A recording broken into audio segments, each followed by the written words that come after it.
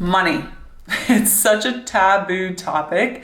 It is something that people feel really uncomfortable talking about, or at least a lot of people that I know or that I've known in my lifetime. But money is the tool for success.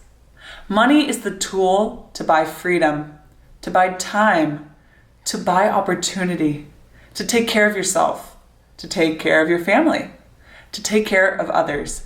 And so I compiled a list of so many questions that I've gotten and questions that I wanted to know the answer to that is helping me to have millions and hundreds of millions in my lifetime. And so that you can know some of the commonly asked questions and be able to develop a plan for your own life. We all have different ideas of what we want in our lives. We all have so much potential. And money is not the only thing, but it's a key component that can unlock new levels, new opportunities, and new actions in your life. All right, question number 1. Why money? Why do you care so much about it, Elizabeth? Why? Well, I studied psychology and human development sociology, and we learned about Maslow's hierarchy of needs. I actually wrote about it in a book that I wrote, Everything I Wish I Knew About Money. And Maslow's hierarchy of needs states that if you do not have your basic needs met, you cannot reach self-actualization. And self-actualization is where you can reach your full potential in the world. And don't we all want to reach our full potential?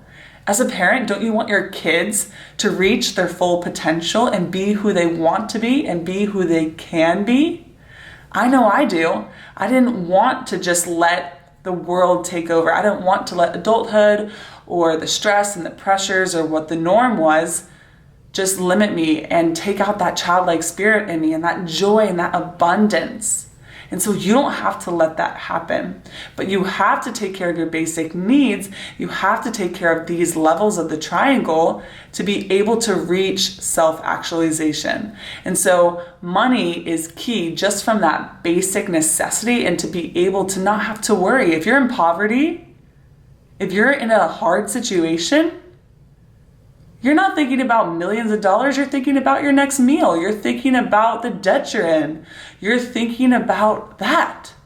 You're not thinking about, oh, I can go become, this world leader or I can go help a bunch of people. You're not thinking that because you don't have the other things taken care of. Question 2, how do I specifically become more rich and more wealthy? Okay, so I'm not looking at your specific situation. I'm thinking of doing some videos on specific scenarios because that is where I can really help you. But there are some general principles. And so one of the first things you need to do is figure out how the heck to earn money.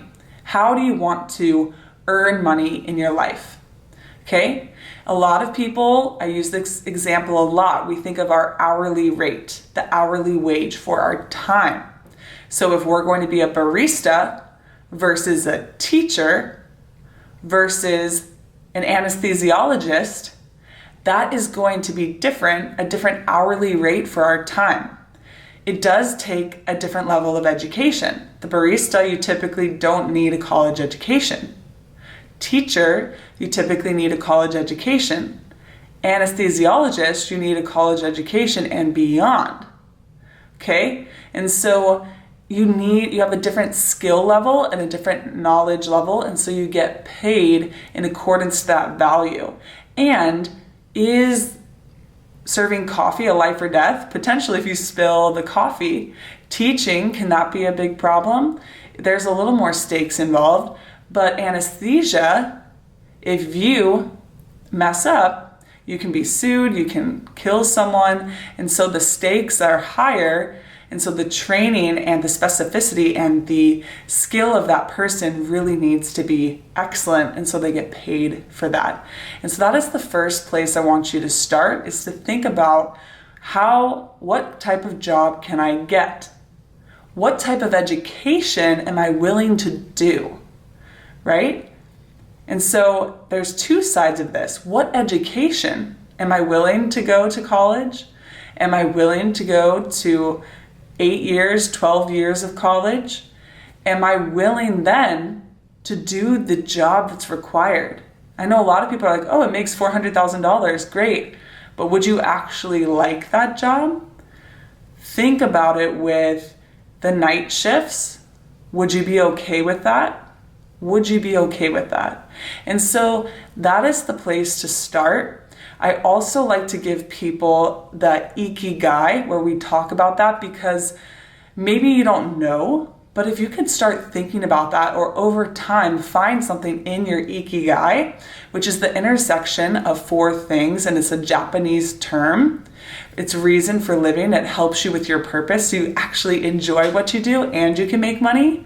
Because a lot of people find out that even though they're making $400,000 or $200,000, they don't like their job and it's miserable, or they're never home, or they're missing out on their kids and their family or their health. There's sacrifices that are being made. So ikigai, if you can find the intersection of 4 things, which is what you love, what you're good at, what the world needs, and what you can get paid for, it makes a huge difference. So there's a few places to start if you're trying to figure out, how do I make money? That is where you can figure out the money equation. Number 3, how do rich people think about money?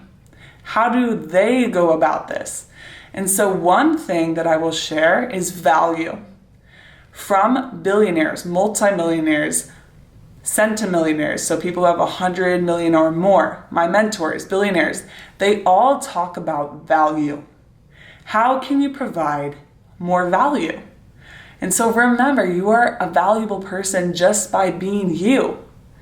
Just because you might be the barista doesn't mean you don't have value. That is not what I'm saying. But the market isn't necessarily going to pay you hundreds of thousands of dollars for that.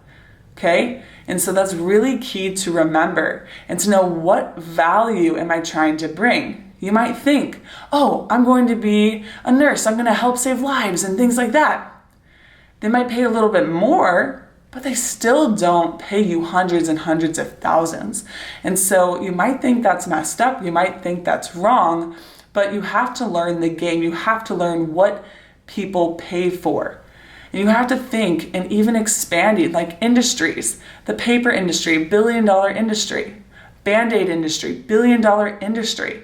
And what big companies, what do big companies need? What are they going to pay for? What are those companies paying for? What are the big global economy? What are the things in transportation and things that are being done each day? I think often we think of our small community. We think of, oh, there's schools in our community, so we need teachers and principals. We think about food and restaurants, and so we need people to work there, and grocery stores. We think about delivery services and Amazon and packages.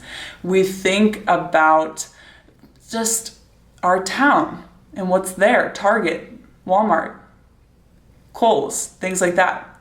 But we must start to expand our minds out further, because that is where the money lies. And value, the more knowledge you have and the more specialized your knowledge, you are going to be paid more. If you can solve problems for people that are difficult, that are challenging, that are hard, that not everyone knows. How many of you know that even asking for a computer problem and you don't know how to fix it, right? Or even a plumbing problem, you don't know how to fix it. There's someone with a specialized skill.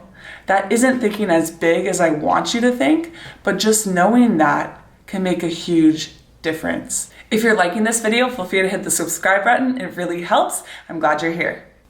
All right, the next question. So, Elizabeth, I've heard that you've built up a lot of money and that you're on track to becoming a millionaire as a teacher.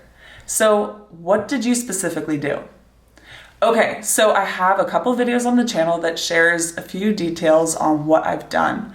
But one big thing is, once you learn how to earn, you also need to know what to do with the money. So I actually wrote this book. I'm probably just going to put it up on Amazon because it has so much information and I want to get it out there. I'm working with publishers, but that will take a really long time. And so I'm like, I just want to get this out there to you, because I was reading it the other day and I'm like, it's so helpful. Like, I would have loved this. I would have loved this. And it's everything I wish I knew about money. It's a start here. If you want to create wealth, improve your life, be happier, and achieve the success you desire for yourself and for others.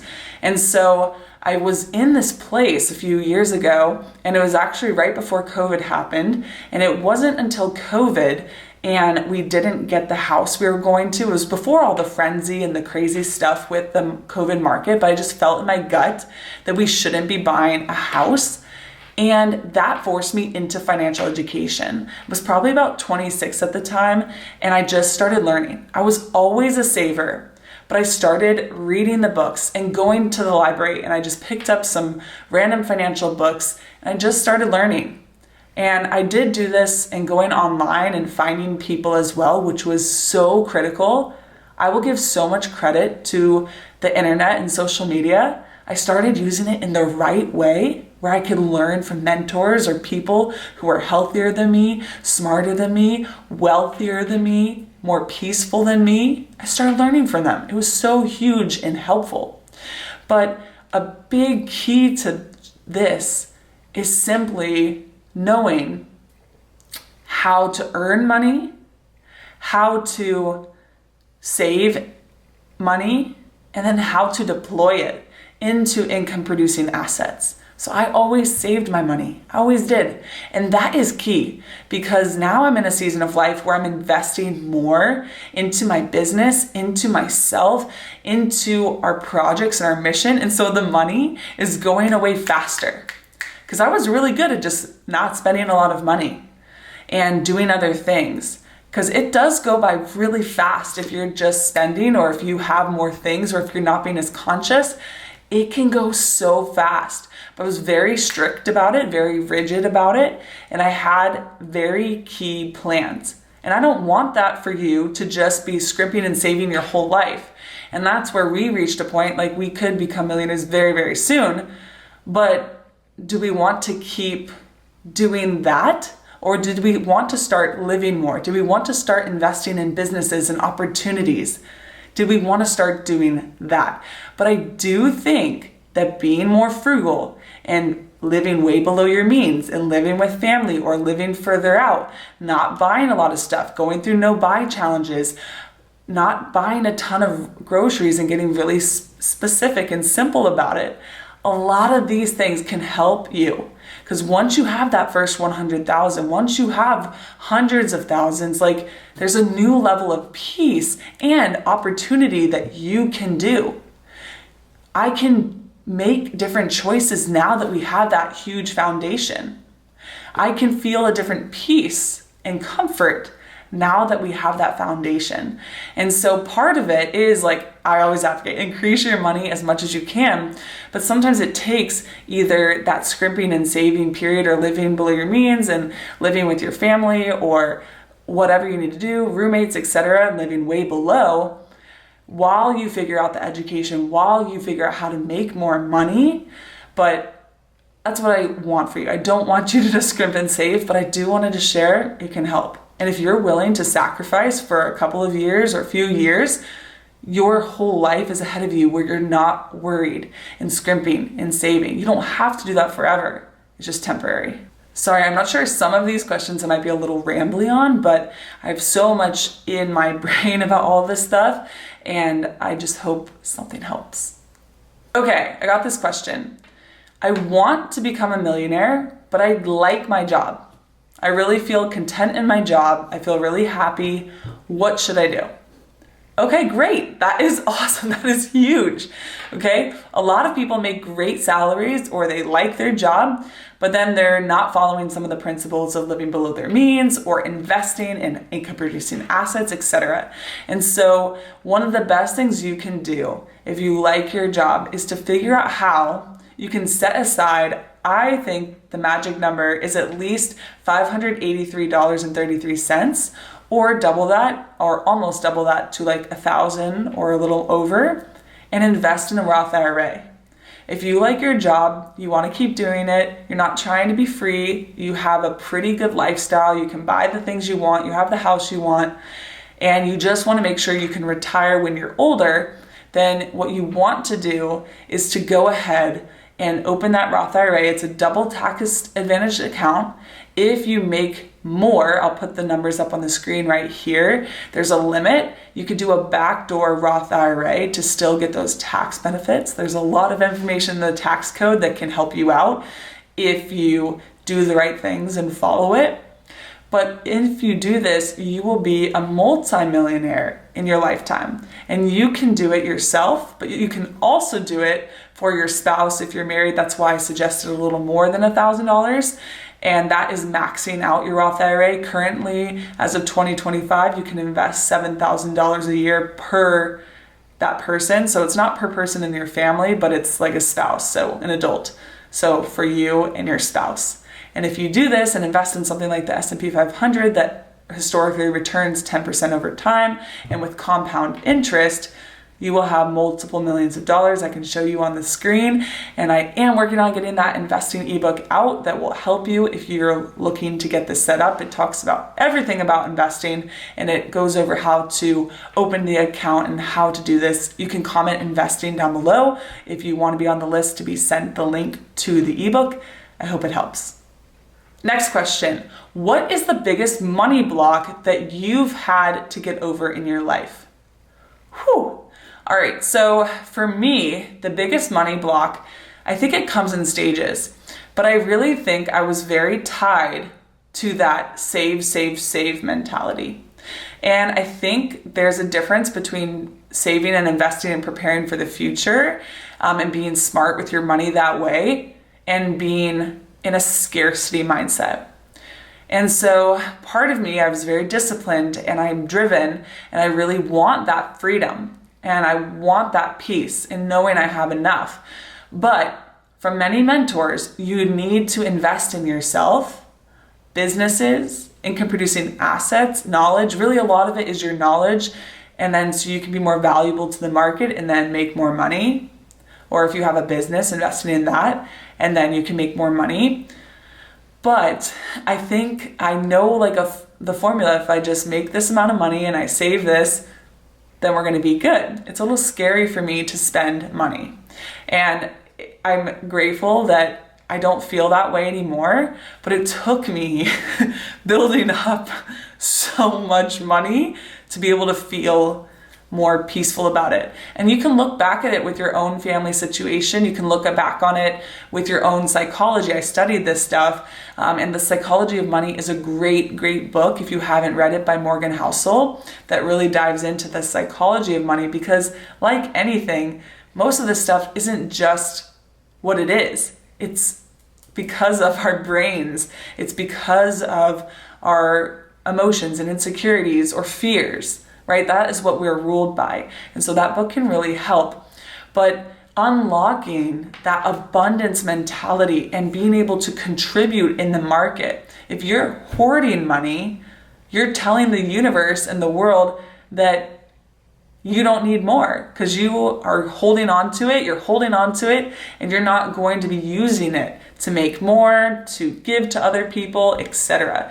And so if you are at a point where you're in debt, or where you are trying to build up more money, like you do have to save all that money and be more rigid and strict, but eventually you need to be more abundant and open about it, or at least that's what's helped me. And invest in the right things. It doesn't mean I'm gonna go buy this new BMW or a Mercedes, or I'm gonna just go buy the nicest house. Like I'm just gonna go spend that money, I'm gonna feel rich, I'm gonna do that, right? It's more investing in the right things.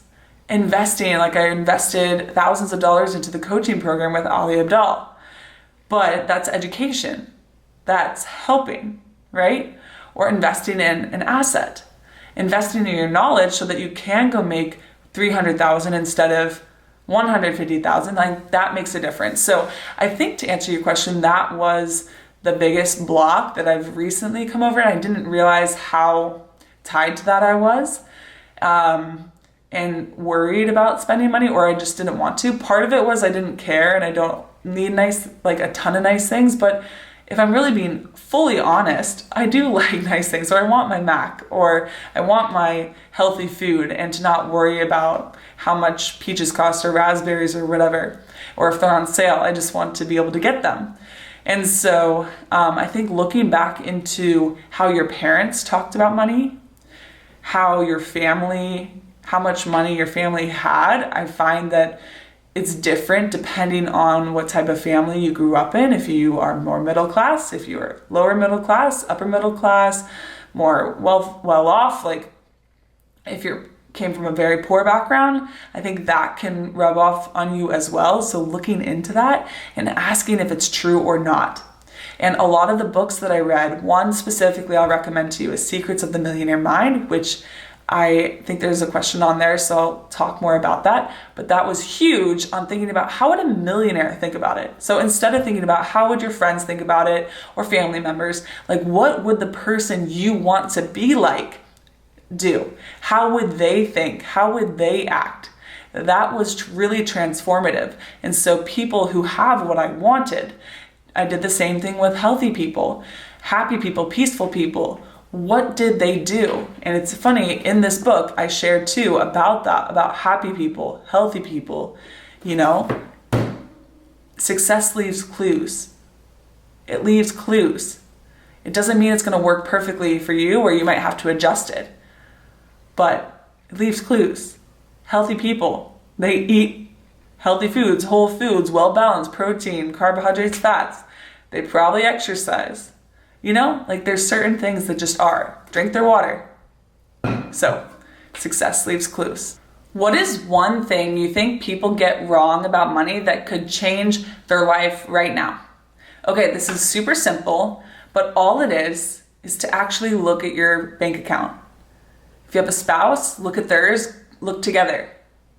Look at how much money you're spending. Go print it out. A lot of your banks now, they will actually show like circles and percentages of how much you're spending where, but go look at it. Go see what subscriptions you have. See how much you actually spend on groceries. Highlight it. This was such a key activity that really, really helped.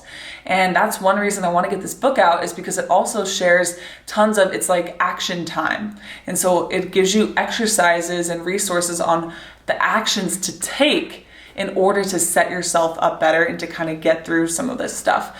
And so actually highlight it, actually go look. I know when I looked more closely, I was like, oh my gosh, we're spending how much on groceries? Or like I knew we were spending this much, but I didn't realize we were spending that. How can we cut that back? Or wait, oh no, a lot of people find they didn't cancel subscriptions. Oh, let's do it. Or wait, I got charged $500 for what?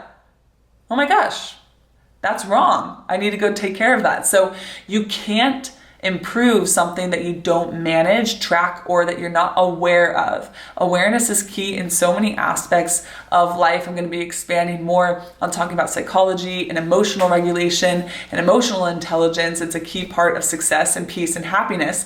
And I know it's benefited me a lot in my own life, but a big part of emotional intelligence is self-awareness. And so with financial health and well-being, you have to be aware. You have to acknowledge your situation, and it can really help. So go do that if you haven't already. Maybe your spouse or your partner is not on board. I could try to give you some tips for that, because it was a little uncomfortable at first, but a big part of our success has also been my husband and I getting on the same page and being willing to have the conversations and to talk about it and look at it and figure it out together. How do people get rich faster? All right, so I have a great book for this right here, The Millionaire Fast Lane. So I want to do book reviews and actually go through some of the key lessons from books, because YouTube and going online really, really helped me. But another key aspect was reading the books. And they're so dense. For $20, $50, whatever, can help you so much. And so the Millionaire Fast Lane specifically talks about the 3 lanes: the slow lane, the sidewalk, and the fast lane. And so there's the slow lane or the sidewalk, where people aren't even aware of their finances, and that's where you don't have money when you retire and you don't have the things and you're just doing whatever you want and you don't care, you're not paying attention. But then there's the slow lane that, they're more aware, maybe we're investing, maybe we're trying to increase our income and we're getting closer, but it's going to take a while, right?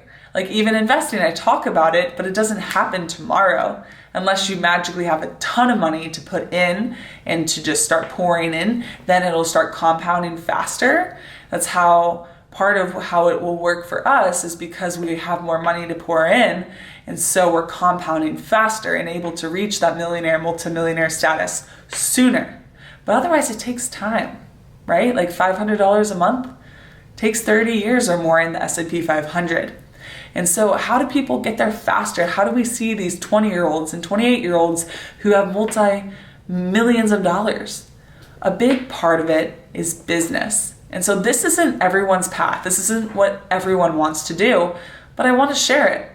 And that's, I think too, and that's one reason I wrote this book, and I'm sorry I keep talking about it. And who knows if I can even get it out there. But I learned, like when I went on my financial journey, right? Like there's so many different types of books. There's just the investing book. There's like the Millionaire Mind, how do you think about money? Then there were business books, like, or the Millionaire Fastlane, like how to actually build a business and get richer faster. There was like, so the investing in assets, or hey, just go ahead and invest in your 401ks. Then there were books on like the tax advantaged accounts, how to reduce your money on taxes and whatever, or your habits, how do I have better habits, or how do the millionaires act? And I'm like, we need it all. We need it all. I needed a place where it's like everything I wish I knew, because some of these things were critical, like knowing about Ikigai or knowing about the business side of things was critical for me, or the tax advantage accounts and the options and the resources, or investing, or the mindset and how to actually think like a successful person, or the habits, how to have good habits, how to think like that, the psychology behind it. And so I kind of combined it all in the best of the best information into one, plus with strategies to actually take action, because you never know. You could read a financial book and think it's awesome, but you're missing key information. If you're just reading about investing, that's a great start, but it will take you time. If you're looking to do it faster, you need this unlock of the Millionaire Fastlane where you can start something. And so there's one page that I really want to show you that can be a big unlock for how people make money faster. And let me go ahead and open it up for you. All right, so this is page 111 of the Millionaire Fastlane, and hopefully you can see this, but it's the founder of a natural deodorant. They sell the business to Procter & Gamble. You invent a gadget. The YouTuber, I saw this one when I was reading. I was like, that makes sense. The guy who has a blog and then sells it for $4 million. If you invent a product, if you wrote a book like J.K. Rowling, and so much more. Please check out the book. I'm going to do a review on it. I hope it's helpful, and sorry it's a little blurry. So hopefully that helped and was interesting to see. I know for me, I read it after I started my YouTube channel. I highlighted it. It was like, oh yeah. And so that was super awesome to be able to know, because you are providing value. And for a lot of people, it doesn't end up being a business, but for some people it does. And that's great. And I was like, I had wanted to work for myself. I wanted to provide value, wanted to reach more people. I wanted to create products and help people. And that wasn't always the case, because I didn't understand that that was okay and that was a good thing. Like it always had that in me. But this is helping people. You're providing free value by creating content, and then you can help people who want a little more support. Like that's okay, that's good. That's value. It's something that has helped them. I know I've paid for many things and resources or books that have completely transformed my life, and I needed that offering. And so it's the same thing. Most businesses or opportunities like on here, a product like Sara Blakely with her Spanx, that changed the game for many women. And if she didn't invent it or put it out there or offer it, we would miss out. Or J.K. Rowling, right? That world, that magical world of Harry Potter.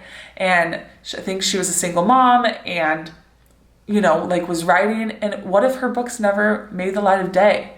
Like that would have totally changed the world.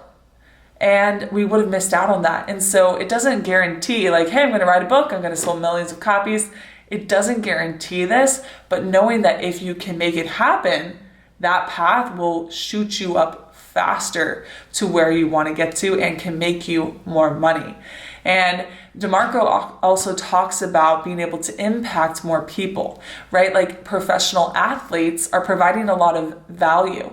It's a $1 billion industry like the NFL. It's right now, while I'm recording it, it's about the Super Bowl time.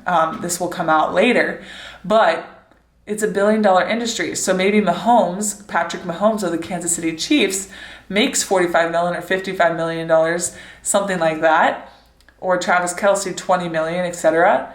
And so it might seem like a lot, but it's a small amount compared to how much the NFL is generating from the athletes being able to have a high value skill, a specialized skill, and they can impact more people. And that's where some of these things is that we can impact more people with a YouTube channel. You can impact more people with a product you provide, or with a book series that people love. You can impact more people. If Apple has customers, they have a lot of customers who use their phones. I have mine right here. Then if you sell a subscription service, which is in the book, it talks about that as one of the options, $4.99 a month even, something simple, $9.99 a month. If hundreds of thousands of people are buying that, that's a game changer, right? That's millions and millions of dollars. And so I think I just wanted to share, I want to share the unlocks because I want more people to get rich.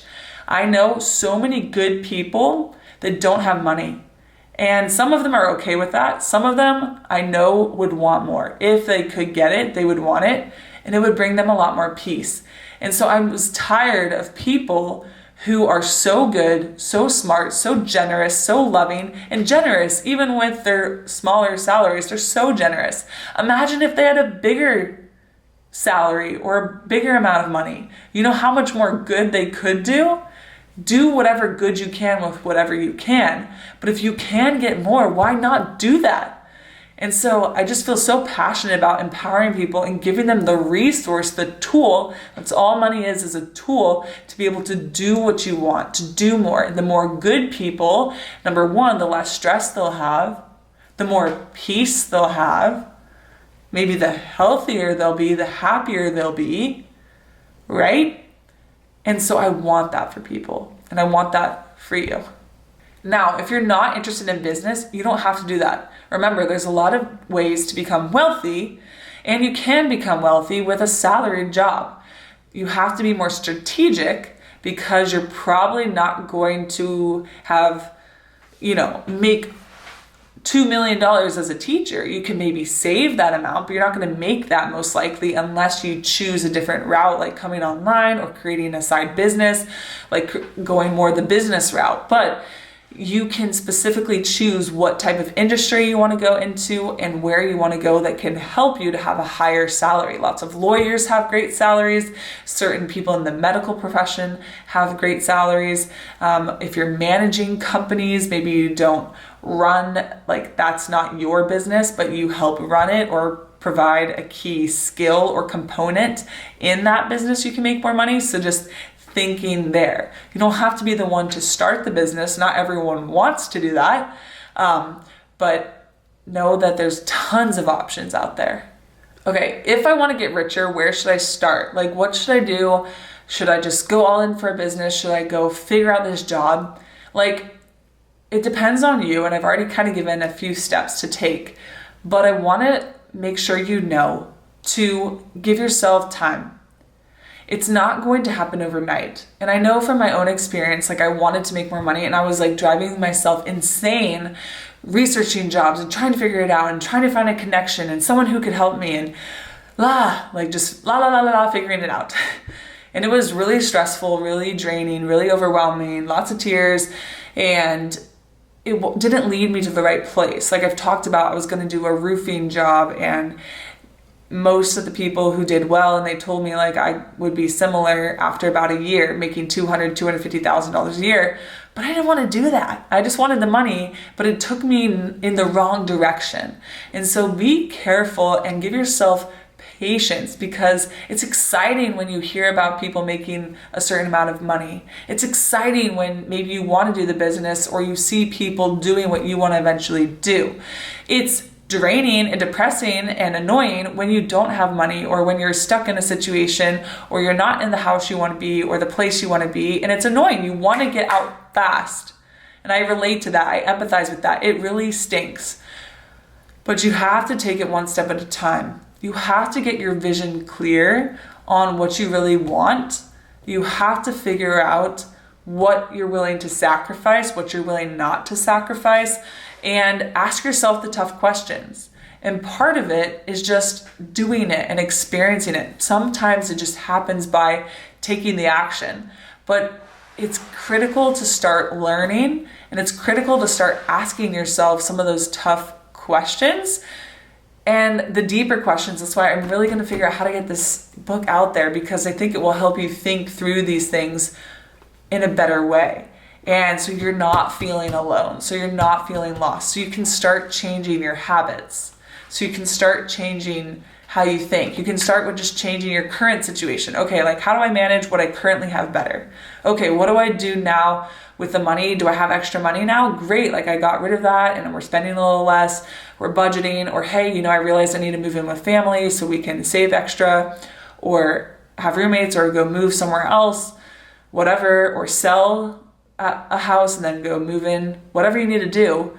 And then, hey, now I have a little bit of extra money. I can invest in my education. I can invest in investments or income producing assets. You are your greatest income producing asset. I want you to know that. That's why the knowledge and education is key. And then you can kind of start piecing things together. And along the way, you can go, what are habits of healthy people and happy people, so you don't drive yourself nuts, and you can actually take care of yourself, and exercise so you can manage those emotions more easily. And go through exercises like the Ikigai exercise, or starting to figure out the different tax advantage accounts, or starting to dream and do fear setting and figure out, what am I really afraid of, or how much money do I really need? What do I really want in my life? What do I like in my life? What do I not like? Like, you have to go through these things, because I don't want you to just have money. I want you to actually be able to have a life you love and to do things you love. That's why I'm happy I'm here, because I love to teach, and I love to create and serve and write and inspire and motivate and encourage and offer things. And this feels better than if I was just doing the roofing thing, right? And so, and if I would have gone on that path, you can change it. I was a software engineer. I changed that. So, and it's interesting, you sometimes cannot connect the dots until you look backwards. And so everything that I've been through, every struggle, every hardship, every annoyance, like, I didn't know what I wanted to do for, like, it's been 10 to 12 years. It's been so long. But everything that I've gone through has led me to now where I want to go and where I want to be. And so stay faithful, stay persistent, find the people who can encourage you and motivate you and support you along the journey. It makes a huge difference. I also want to share some of the mindset. So could you give a couple of ways that rich people think differently? So one thing is they think in terms of years. They think longer. So instead of thinking, okay, I'm just going to spend 1 year and I'm going to figure this out. Instead, they're giving themselves more time. Maybe not 10 years. Some wealthy people will also say, all right, it might take 10 years, but how can I make it happen faster? And they'll start taking more action faster, because then instead of taking 10 years, it might take 3.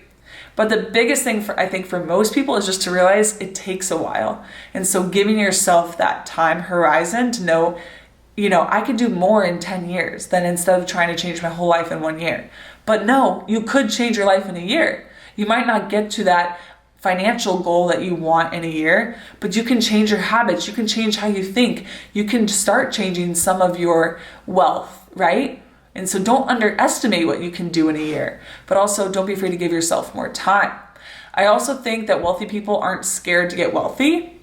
They see a lot of wealthy people as good. I think a lot of people are scared to become wealthy because of what that means, because other people will think about them differently, because they're scared that, like, rich people are bad, even though a lot of rich people, most that I know, are really generous, are really helpful. They provide a lot of value to the world. They actually worked a lot on themselves and take really good care of themselves.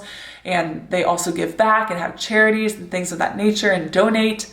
A lot of good people, right? It doesn't, like, being a certain type of person, whether you're snobby or rude or arrogant, I've seen a lot of poor people be rude, snobby, arrogant.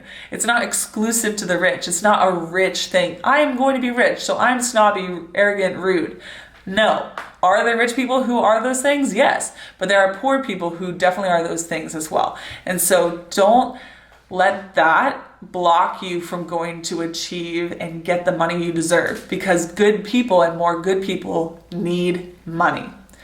They also think about value, like I've talked about, like, how can I be a person of value? How can I make other people feel better? How can I make a difference in other people's lives? How can I provide a product or a service that would do that? How could I have a skill or specialized knowledge? Specialized, that's key. You don't want general knowledge. You might have a little general knowledge, but you want a couple specialized knowledge or one thing that you're really known for. And you provide that. And you can provide that. I want you to think bigger in different industries and globally. They also think big. Rich people aren't afraid to think big or believe in their dreams and believe in themselves. Belief, that's huge. Do you have people that believe in you? Maybe you do, maybe you don't, but the best thing is to believe in yourself. Why not you? A lot of rich people said they saw some people who had millions of dollars or all this success, and they're like, they don't seem like that different. They're still people. That can be you. And so believe that that's you. And then another part is mastering themselves, their emotions, how they think about things. Like Secrets of the Millionaire Mind talks about your problems, seeing them as small. I actually was in the ER the other day, and then I had flat tire 2 days prior to that, and then some other situations. Everything's fine, don't worry. I had thought something was stuck in my throat. It wasn't. It, like, something had scratched the inside of it and was making that pressure. But the school nurse recommended to go if it wasn't getting better. And then the flat tire happened, and I had someone recommend, hey, like, your tires are not looking so good, but we hadn't made the appointment yet. So everything's fine. Or even I had hot tea, like I was about to go to work. Hot tea spilled all over my pant leg. And it's turmeric and ginger, so it's bright yellow. And with all those things, I didn't freak out. And I know a lot of people, or maybe I've been in a certain situation where I would have been like, ah. But I'm like, okay, I spilled the tea. Thankfully, it wasn't too hot, so I'm not burned. It's all good.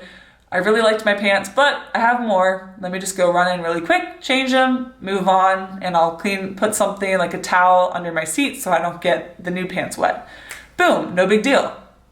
Okay. I'm bigger than my problems, and it's a tiny problem, right? Rich people are they can handle bigger problems, right?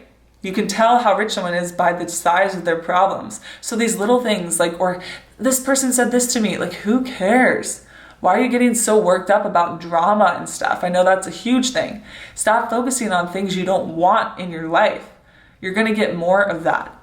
Okay, even the other stuff, who cares? I felt bad that I had to leave my school and I had to have other people cover for me. But besides that, I was like, no, I need to go take care of myself. It's okay. No big deal. We're going to get this figured out. I'll be fine. I'm not going to stop breathing. It's okay. No big deal. The tire, hey, call my husband, come help me out. Cool, right? And so there's solutions for everything. And even though we had to spend a couple of days getting the new tires and spending the money on it and getting it aligned, that's part of too, getting out of debt or getting in a better situation and having money, because then you're not worried about it. It's not like, oh my gosh, I have no money and now we have to spend $500 and now we have to do this, or my new pair of pants, I just spent the money on this and now it's ruined, and oh my gosh. A lot of that stress and that pressure comes from money. And comes from I'm working so hard and now I don't have time, and now my free time is going to be used doing this. So anyways, I could go on and on and on, but be bigger than your problems. Be bigger. Decide what you want to focus on and focus on it. Create different habits. Create a different mindset. You have so much power and potential in you, and you can learn all the little things. You can learn all that credit scores and this and that. You can learn it, all of this. And it doesn't matter where you were. I know I'm so much different than where I was a year ago, 2 years ago, 3. just keep getting better. And so choose to commit to yourself. Choose to commit to improving. I believe in you. I know you can do good things. I know you can be as rich as you want, happy as you want, peaceful as you want. I hope this video helped. I hope you liked this style of Q&A. Let me know in the comments below, and feel free to check out this video on what successful people do.